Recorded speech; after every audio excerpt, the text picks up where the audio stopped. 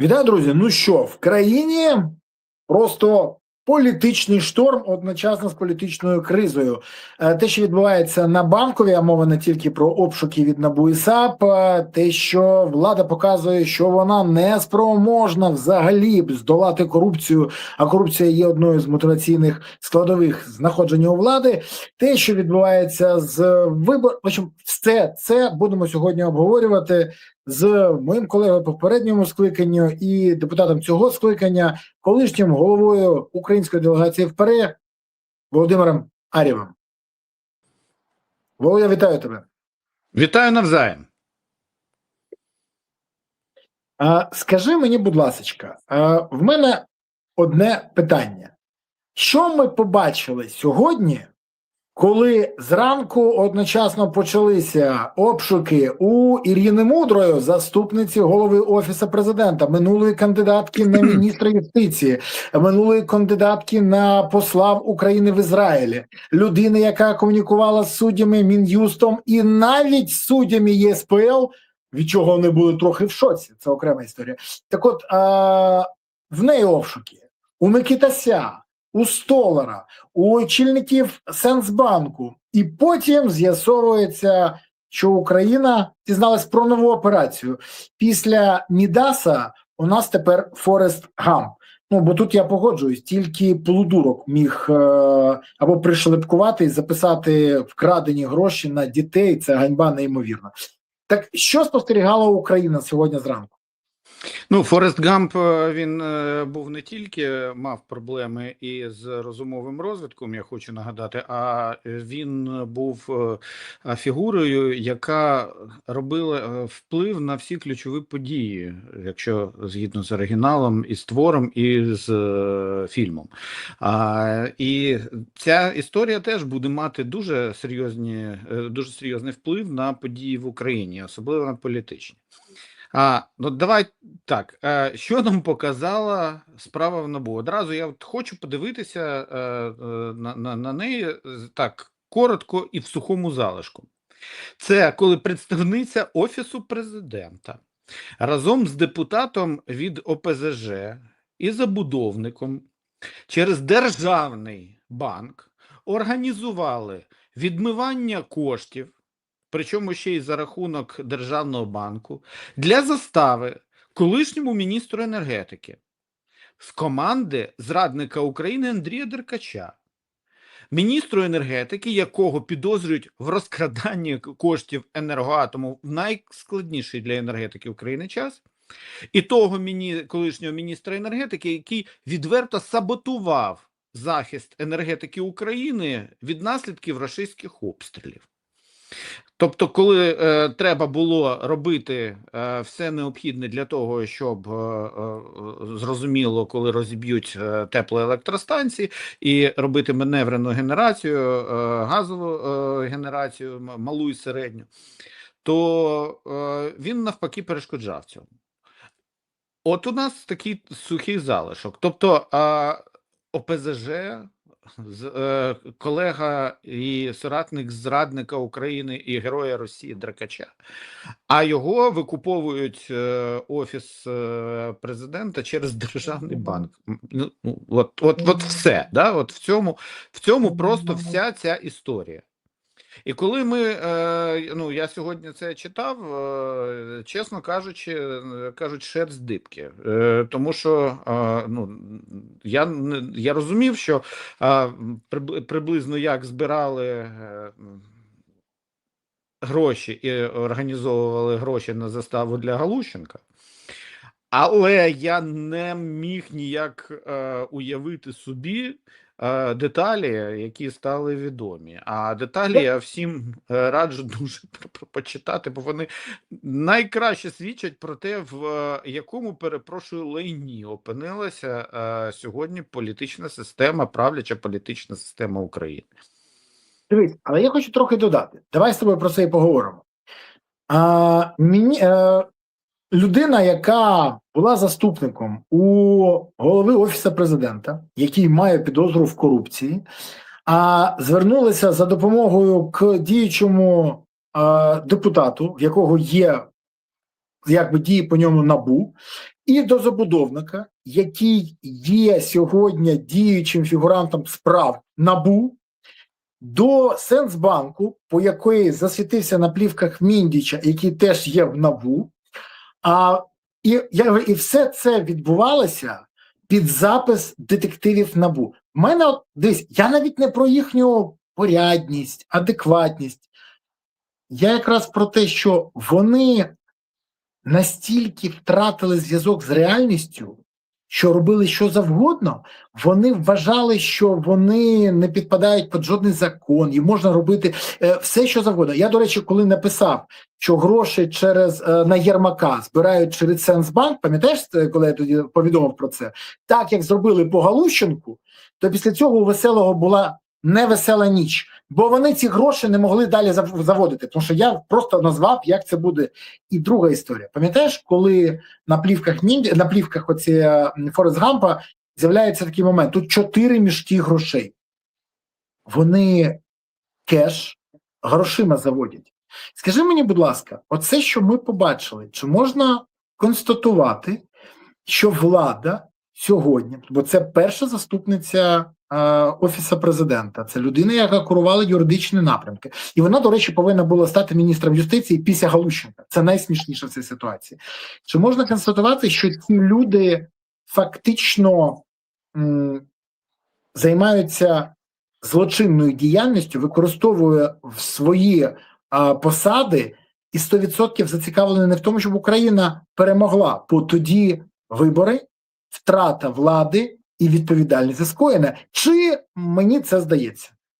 Та ні, вони дійсно вважають, що вони безкарні, але мені це не новина. Мене в цій історії стало цікавим інше спостерігати. Я зробив для себе інший висновок.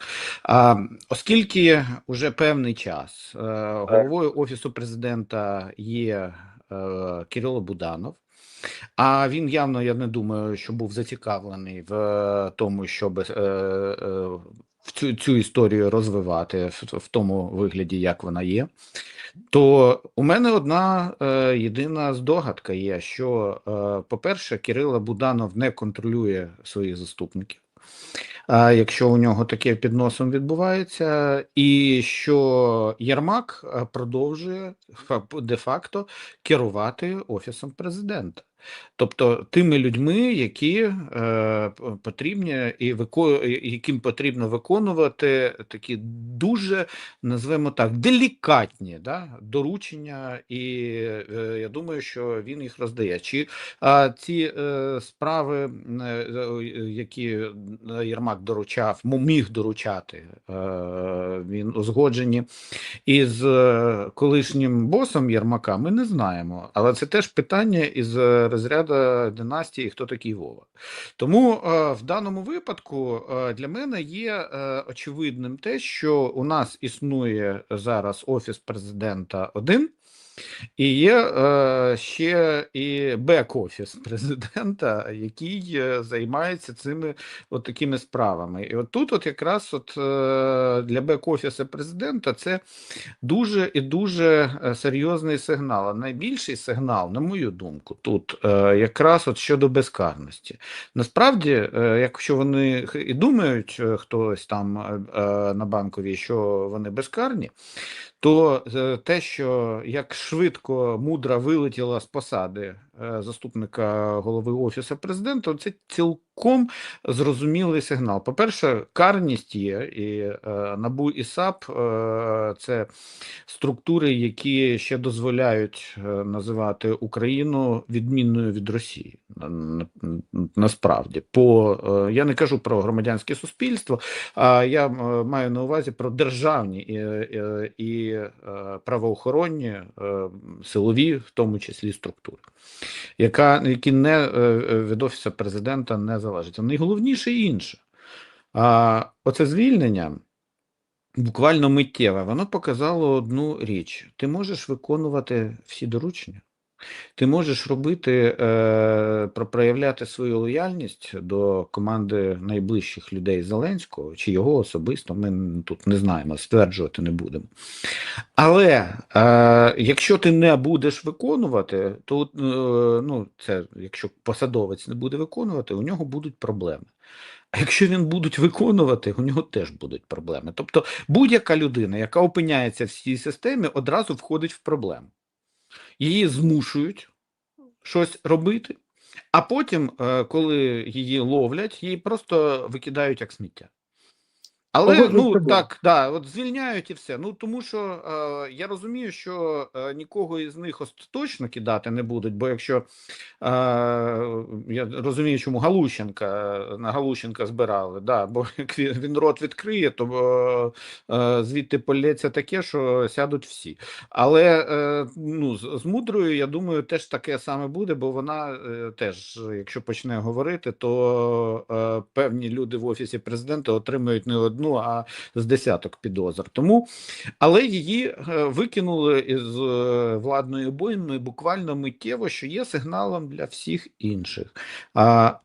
Не йдіть до цієї системи, яку побудував Зеленський і його оточення, якщо не хочете потрапити, по-перше, в ситуацію, коли не можна відмовити керівництво, а по-друге, потрапити на радари НАБУ. Погоджують на 100% і хочу звернутися до наших глядачів. Друзі, ви дивитесь цей ефір. Будь ласка, будьте трохи активнішим. Поставте вподобайку, підпишіться, поширте це відео, порадьте цей канал своїм друзям, знайомим, колегам і всім, кому можете.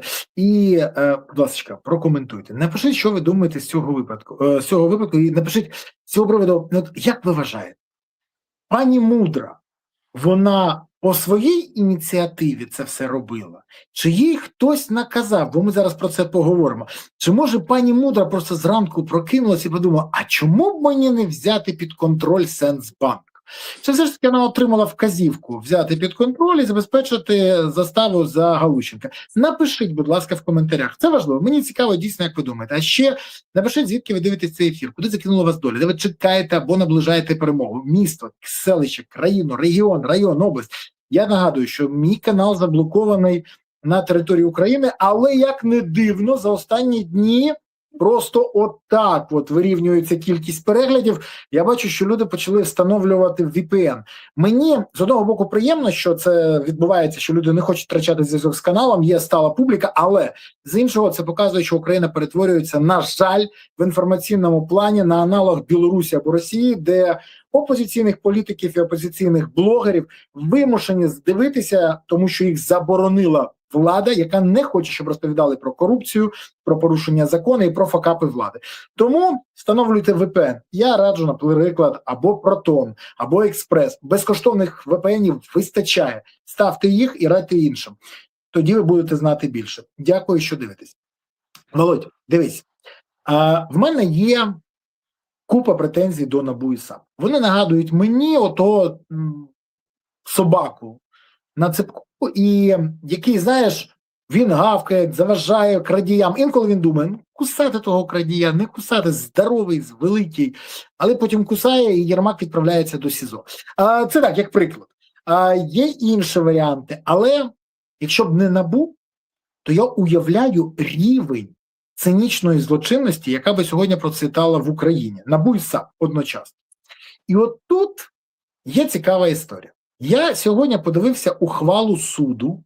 Я думаю, ти бачив, я викладав її сьогодні.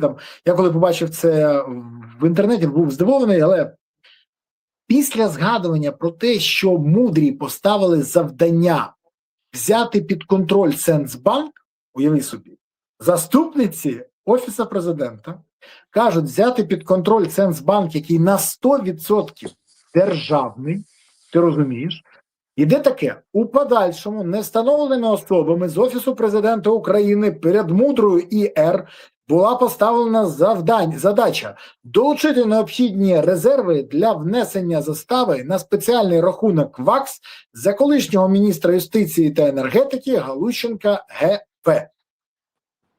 Ну, по-перше, це підтверджує мій інсайд, який я тоді озвучував, що застави за Галущенка і Єрмака з самого початку готувалися вносити через Сенсбанк. Через цей Сенсбанк проходили гроші, по яких є питання, по ігорці, по фармакології, по зброї, по схем, там, по енергоатому, до речі, це окрема історія. Ну, це як общак, Це фактично. общак, так. І тут найцікавіше, по-друге, давай відверто, лише 2 особи могли поставити це завдання мудрі.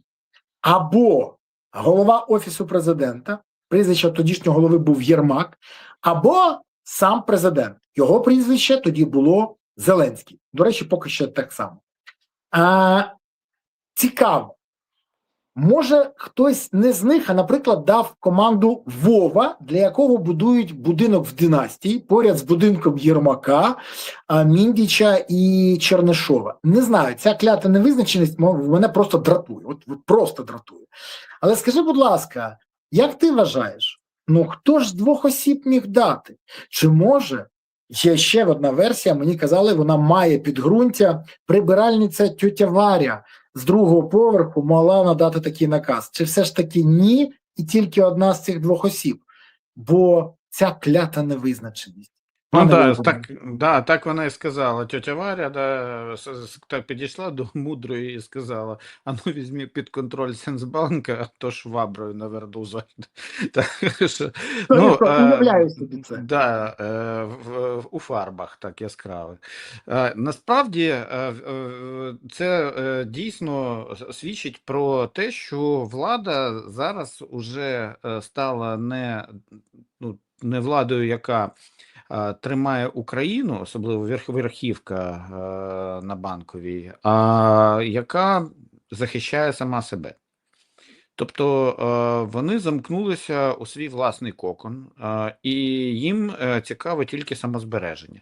Але просто все, що вони роблять, це призводить до погіршення становища в шахах, та там є такий термін «цукцванг». Тобто кожен наступний хід погіршує становище на дошці для того, хто його робить. І от тут якраз вони живуть в стані цього цукцванга, але не тільки вони туди ж тягнуть і Україну. От дивися, вони зараз людей ефективних, вони вже давно, хто отримує довіру і отримує результат, вони намагаються викидати. Це Залужний, його генерали. І щоб там нам не казали, Федоров так само був він ефективний. Ми, до речі, говоримо сьогодні Федорова. Так. Але він деякі речі зробив там дуже важливі в Міністерстві оборони. А Загороднюка, коли викинули з міністра оборони, ти не пам'ятаєш цю історію? Андрія Загороднюка?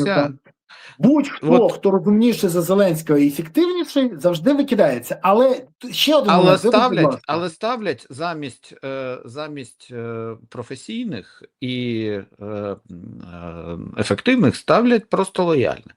Але доведеться питати з них як з розумних і професійних. А так не буває. Так не буває, тому що в даному випадку, якщо ставиться завдання врятувати якогось там невідомого Вову, і всіх його найближчих від переслідувань, то далі події показують, що відбувається все рівно навпаки. Тобто, насправді все підкопується все ближче і ближче, Тобто, наробили уже такого, наворотили, що ця осінь змусить, я ж кажу, шерсть ворушитися на всіх місцях, де вона тільки залишилась. Тому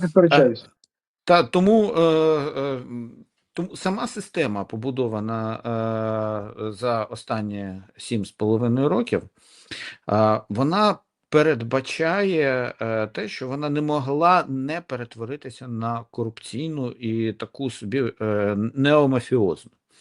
Бо абсолютна власть, вона завжди розбещує абсолютно. На англійською мовою це звучить інакше, там навіть точніше. Absolute power corrupted Абсолютно, тобто корумпує ще. Да-да-да. Абсолютно. Абсолютно. І от якраз мудрість і спостереження, політологічне спостереження століть, воно чітко проявилося і в Україні. Нічого насправді нового. Саме тому я вважаю, що ми дійсно підійшли до ситуації, коли ми в такій парадигмі влади, яка є зараз, або через певний час підійдемо до повної втрати довіри і що закінчиться хаосом, або нам доведеться якимось чином робити перезавантаження влади, яке можна робити тільки через вибори. І тут Почекай, не чіпай цю тему, секунду буквально, тому що це дуже цікаво. Я так хочу запитати тебе, тому що я сьогодні поспілкувався з одним зі злих язиків з банку. Він мені каже: Юхимович, ви не розумієте, що у нас відбувається. Це навіть не паніка. Просто всі зрозуміли, на якому рівні всіх можуть писати. І розуміють, кого за що можуть далі взяти. Я кажу, ну так треба було не робити. Так ні, тут обговорюють, ви не розумієте. Тому що після того, як Мудра виконала всі команди керівництва і скинули у відбій, як використану карту в грі в дурня. Просто викинули. Звільнили з посади заступниці керівника Офісу президента після обшуків і підозри від НАБУ.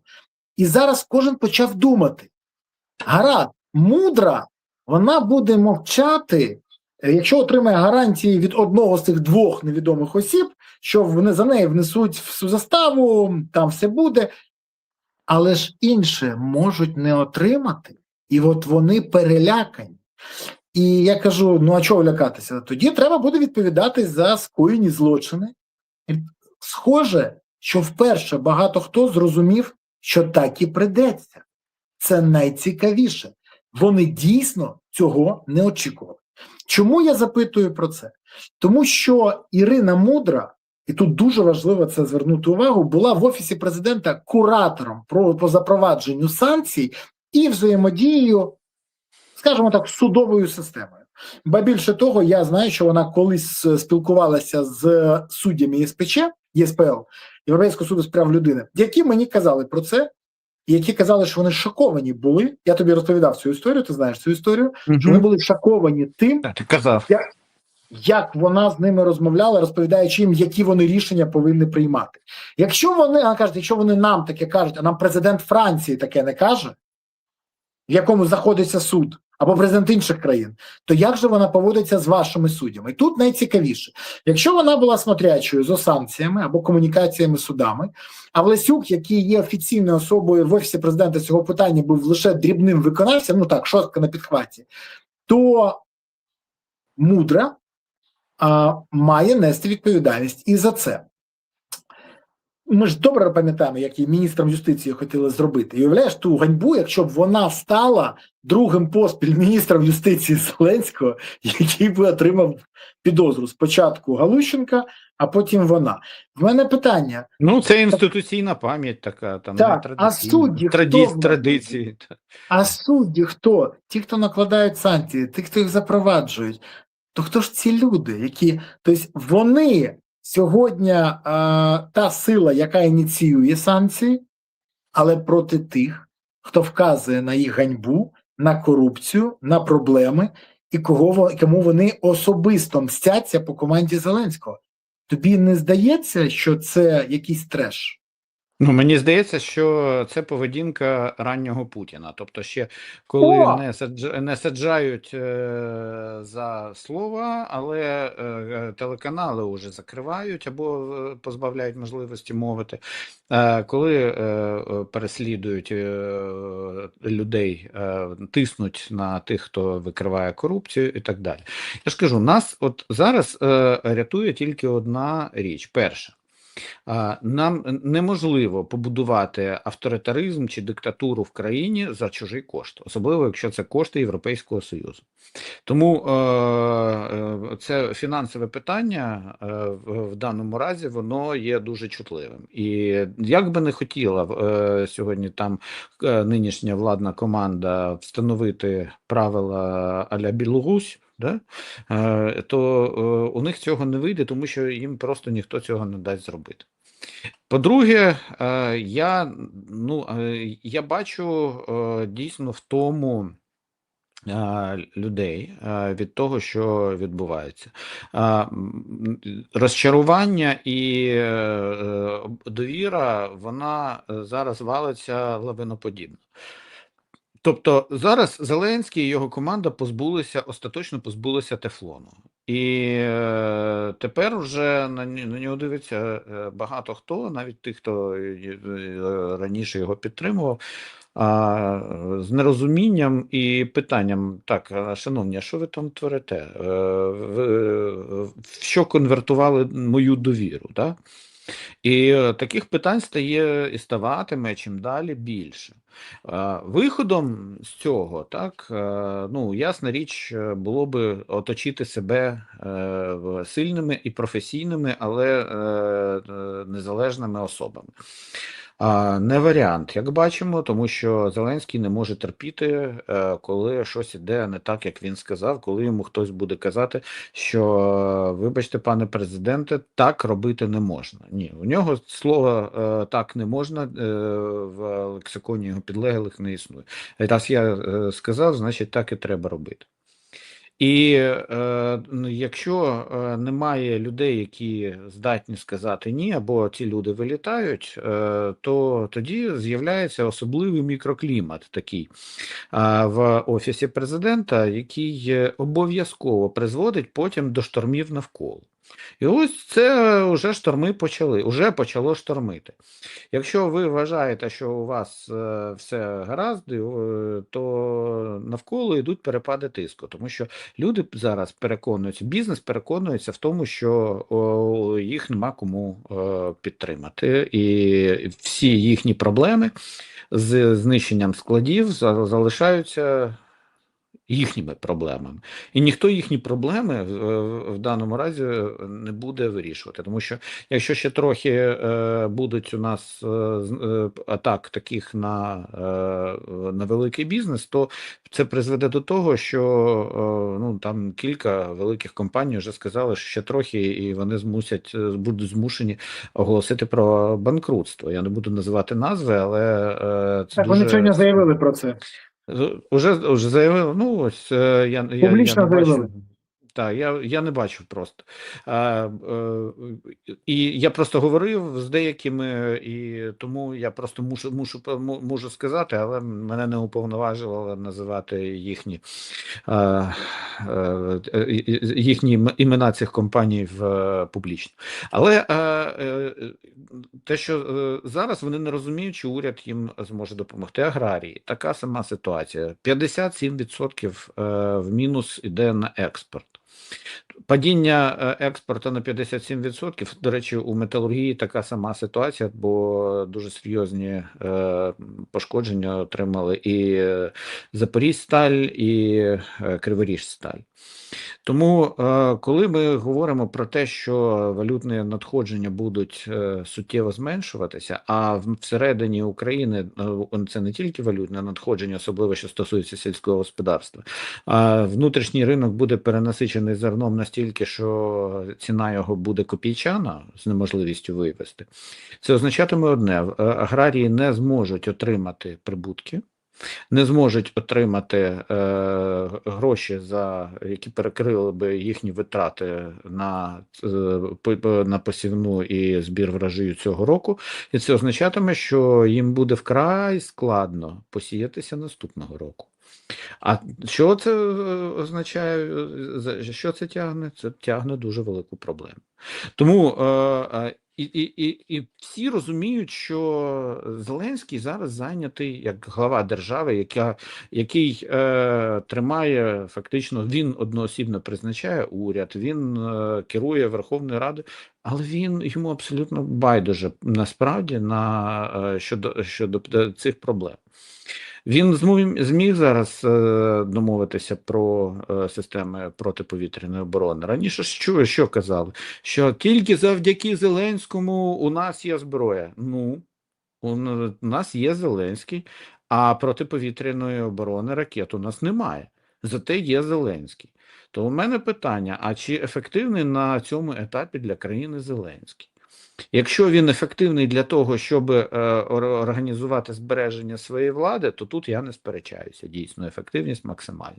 А от для країни, для того, щоб забезпечити всі потреби, ну, я не знаю, як в енергетиці у нас така сама діра, як і минулого року, тому що якщо будуть виводити з ладу зараз великі ТЕЦ знову, то у нас не побудовано маневрової генерації достатньо для того, щоб перекрити оці діри в островах енергетичних, які будуть з'являтися. Тобто у нас буде повторення, дуже ризикуємо, що буде повторення минулорічної зими, якщо не гірше.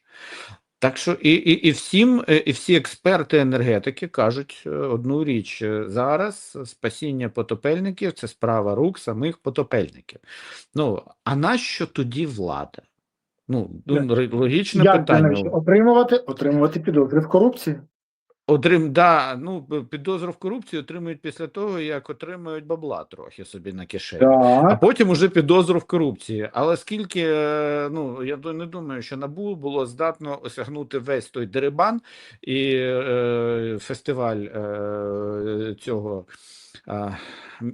мішків, вантажте гроші мішками. Да? Я не думаю, що вони були здатні просто фізично перекрити все це. Що зловили, то зловили. Ти пам'ятаєш, вони постійно скаржаться на те, що їм важко те 4 мішки з грошима. У Цукермана, пам'ятаєш, я, мабуть, руки чуть не відірвав, поки тащив ці гроші. Вони постійно скаржаться на те, що вони втомлюються таскати гроші. Треба їх пожаліти. Я вважаю, що їм треба вже на відпочинок. Притому бажано через судові рішення. Але дивись, по-перше, я хочу зробити уточнення. Добре охороняємому санаторії. Да. Так. Твій колега по Верховній Раді Данило Гетманцев, який теж, до речі, присутній на цих плівках Фореста Гампа, де він каже, що кажуть про нього, що хоче він отримати контроль над Сенсбанком. Він каже, ні, не хочу вже, він вже не хоче. Так от він каже, що Нова Пошта, Сільпо, АТБ знаходяться вже на межі припинення роботи в Україні. І інше теж. Тому це вже новина. А з приводу того, що Зеленський, отут я хотів би якраз і поговорити. Дивись, Зеленський дійсно зараз турбується про 3 речі. Як би не відповідати на те, хто такий Вова, для якого будинок в династії, як би не втратити владу, тому що він тоді буде вимушений відповідати на це запитання, і як би ті люди, які його є оточенням, корумпованим оточенням, не почало говорити про те, що відбувається. Тому будуть вносити застави і все інше. Але це точно не покращує ситуацію України. Це гарантовано Україні не дає можливості успішно протистояти ворогу. І це ставить нас на межу виживання. То в мене запитання. Чи не час сказати відверто, що Зеленський має піти у відставку? Це перше. Верховна Рада повинна на підставі цього переобрати нового голову Верховної Ради. Тому що Стефанчук, як посіпака Зеленського, як людина, яка причетна до скоєння злочину, наприклад, обмеження виїзду народних депутатів за кордони України, це є злочином. І воно має підґрунтя. Так само і інші історії, які з ним пов'язані. Він має бути знятий з цієї посади. Верховна Рада повинна призначити нового голову Верховної Ради, створити нову коаліцію і обрати уряд порятунку України. Це може допомогти Україні вилізти з цього корупційного болота, який побудував шоумен і його посіпаки. Слава, вибач. Да. Модель правильна, хід думок правильний. А як примусити Зеленського це зробити? Це про це? Я тобі можу відповісти. Дивись. Питання в тому, що Зеленський не спроможний. Верховна Рада повинна ініціювати свою суб'єктність сама і підтвердити її. Або Верховна Рада це робить, або вона заганяє нас, давай відверто, саме Верховна Рада і дії Зеленського – тотальний, ідеальний політичний шторм. І невідомо, як це станеться. Бо я впевнений, що сьогодні росіяни будуть вкидати величезні гроші в в те, щоб дестабілізувати Україну. Тому Зеленський повинен, як людина, яка відповідає і яка не впоралася зі своїми обов'язками, піти. І навіть під гарантії недоторканності після цього, я ще раз кажу, я розумію, про що я кажу, навіть під це, піти і залишити Україну тим, хто хоче її врятувати. Не той, хто хоче паразитувати і не відповідати на запитання НАБУ і САП, а тим, хто хоче українцям, державникам, які можуть витягнути Україну. В Україні вистачає людей з досвідом, розумінням, як в парламенті, так і поза парламентом, які можуть врятувати. Це завдання Верховної Ради примусити Зеленського зрозуміти свою некомпетентність, своє невігластво і неспроможність врятувати Україну. Він не зможе. Як написала Інна Відєрнікова в статті, Україні і Зеленському далі разом не по дорозі. Ну, написано все правильно, і ти кажеш все правильно, абсолютно. У нас дійсно перезріло вже питання перезавантаження влади.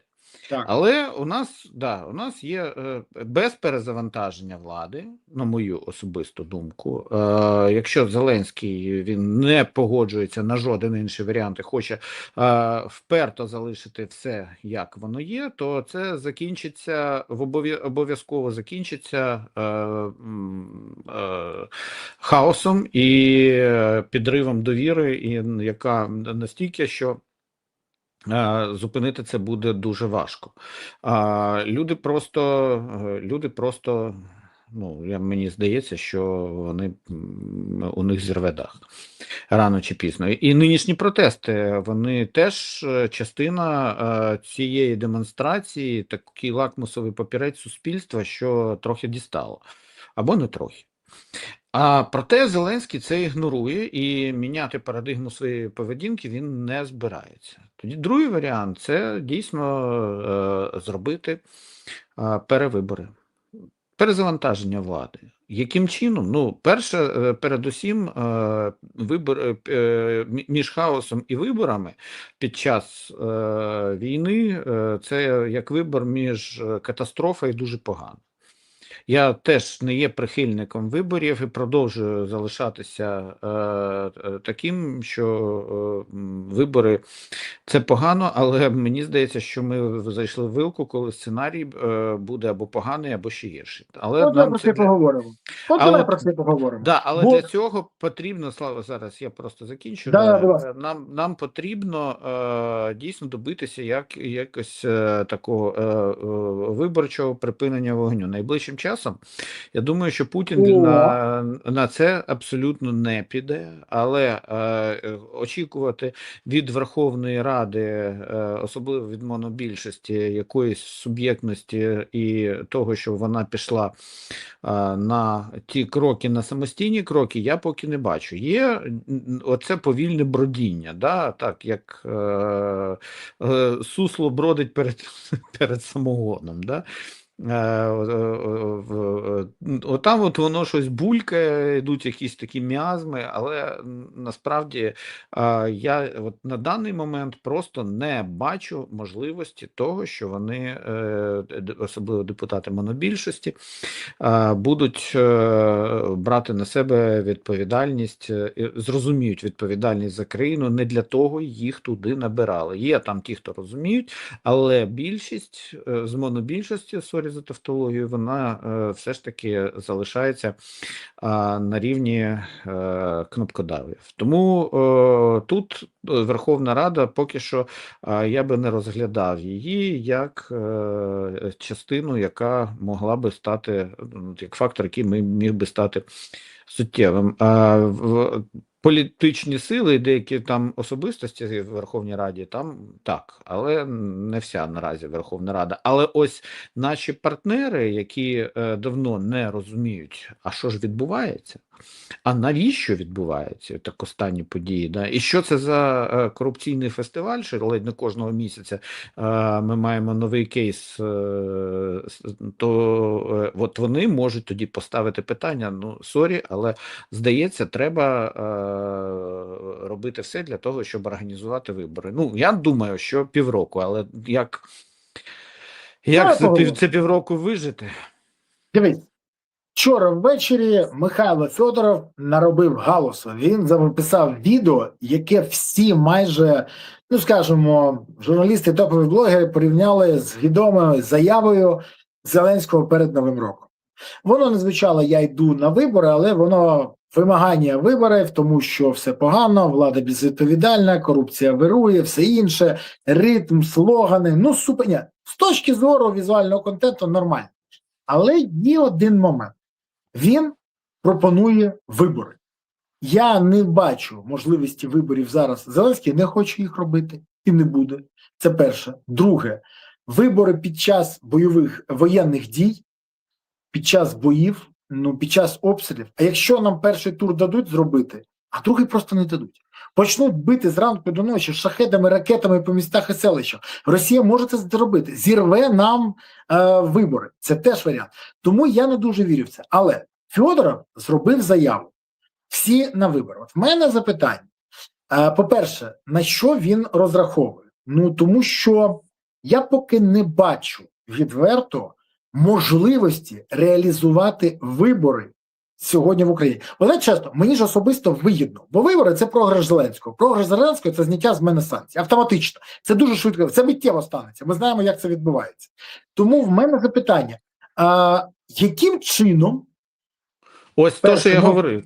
Да, ні, Слава, це перше, яким чином? Друге, чи віриш ти, що наші партнери почнуть тиснути? Тому що перший тиск я вже бачу не в питанні якраз виборів, а в питанні в тому, що Зеленському зараз просто кажуть: або показуй, як ти хочеш досягнути результат, або дай іншим, які можуть досягнути. І це я вже бачу. Бо якраз вибори я не дуже бачу.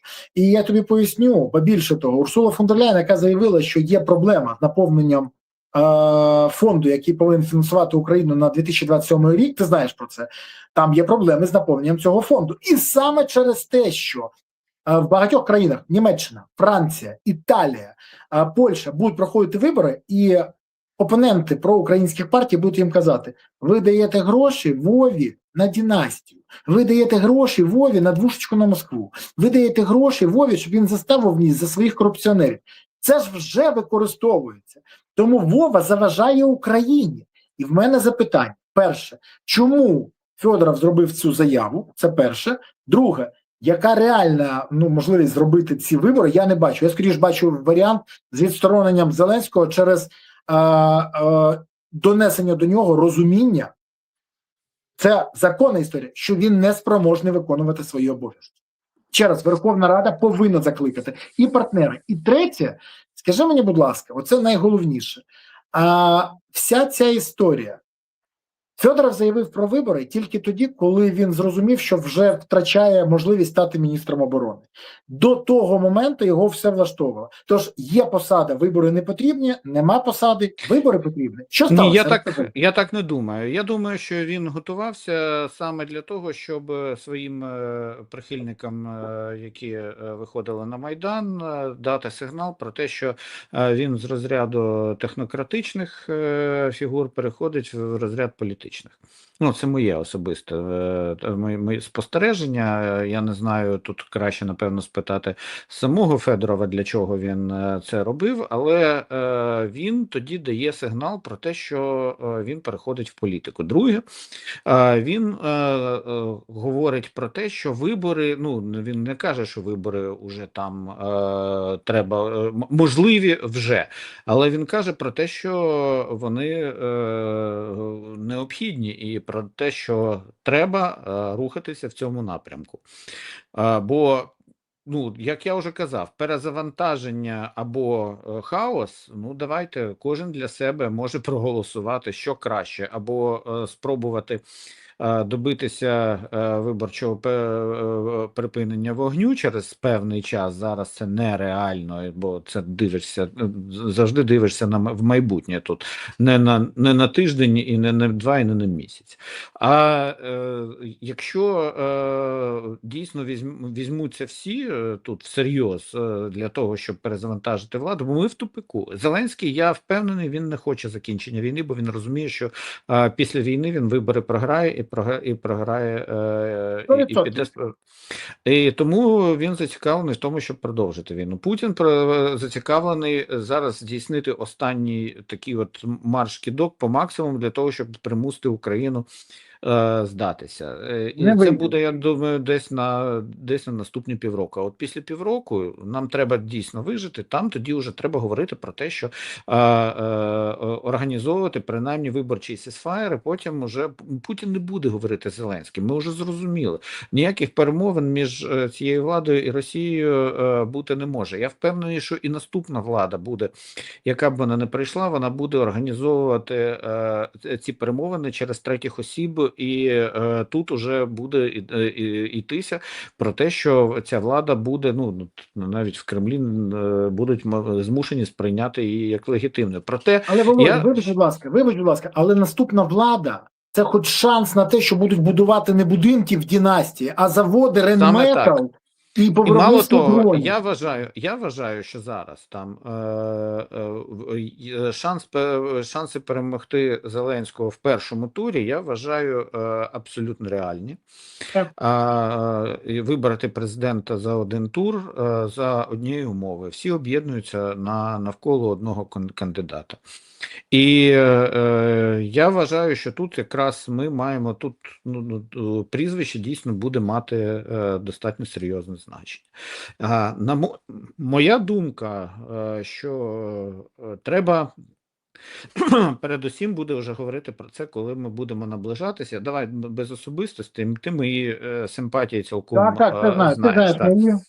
Так, і мої симпатії ти цілком знаєш, і тому я просто поки що без імен, але будемо говорити про принцип. Тому що якщо ми почнемо називати імена, то тим важче буде досягнути одної мети, щоб всі політичні гравці, всі ті, хто можуть бути потенційними переможцями, і також впливові учасники потенційні, щоб вони об'єдналися для того, щоб, як в Угорщині зробили, за угорською моделлю, для того, щоб просто змінити владу. Тому що зараз у Зеленського є, в принципі, шанс вийти з цієї ситуації. А він має прийняти те, що він уже не стане президентом, почати організовувати все для захисту України і об'єднувати навколо себе абсолютно всі політичні проукраїнські сили і формувати уряд не лояльних, а професійних, про що я казав. А це в ідеалі. Я не знаю, логіка йому це не підказує, не знаю, чи працюють у нього ще інстинкти. Але якщо цього не станеться, то тоді єдиний варіант там залишається обійти цю забронзовілість. Це дійсно, щоб зрозуміли, а рано чи пізно наші західні партнери зрозуміють, і вони вже розуміють, що вони просто зайшли в тупик із нинішньою українською владою і будуть домагатися зробити все для того, щоб саме під вибори організувати припинення вогню. Такий собі election ceasefire. І якщо це дійсно це вийде, це через, я ж кажу, це за моїми відчуттями, так? Це не раніше весни наступного року. І тоді можна буде говорити вже про те, що з'явиться тоді і шанс на вихід загалом із цієї війни. Ну що ж, давай залишимо 3 крапки, бо це важлива ситуація. Зараз, шановні друзі, будь ласка, ставте вподобайки, підпишіться, прокоментуйте, поширте, але пишіть в коментарях, що ви думаєте, наскільки є ймовірним такий сценарій, який запропонував пан Володимир. Воно, мені здається, більш-менш, тому що без європейської допомоги Україна не витягне, а Зеленський, на жаль, визнає тільки такі примуси, бо навіть примусити не красти його оточення не можуть ніхто, як ми бачимо, попри все. Навіть страх перед небоюсап не працює. Тому, будь ласка, пишіть в коментарях, пишіть, звідки ви дивитесь, і будьте активними. Дякую вам за це. Володимире, Дякую за те, що ти був сьогодні Дякую з нами, за навзаєм. те, що ти пояснив свою позицію, пояснив, що відбувається в країні, і сподіваюся, все ж таки, я дуже сподіваюся, що Верховна Рада зрозуміє свою відповідальність перед Україною, бо вона неймовірна сьогодні. І якщо Верховна Рада не почне відновлювати свою суб'єктність, нас ждуть страшні і важкі часи. Це правда. Дякую тобі. Друзі, дякую вам, що ви були сьогодні з нами. Дякую окремо, що були активні. І не забувайте найголовніше, працюйте з інформацією з цього відео, робіть висновки і далі будете розуміти, що буде відбуватися. А ще не забувайте підтримувати ЗСУ, донатьте на ЗСУ, приєднуйте до ЗСУ, допомагайте ЗСУ. Бо ЗСУ є запорукою того, що Україна є майбутнє. Тому гуртуємось навколо потреб ЗСУ, щоб у України було гідне майбутнє. Тому що майбутнє України забезпечують не ті, хто отримав підозру в корупції, не ті, хто займається хабарництвом в Офісі президента, не Зеленський, Єрмак, Міндіч, Цукерман, Галущенка чи інші представники цієї камарілії. Ні. Краще сини і доньки, які б'ються сьогодні за Україну, як на фронті, так і в тилу, об'єднавши зусилля, роблять майбутнє України реальним. Дякую вам. Па-па.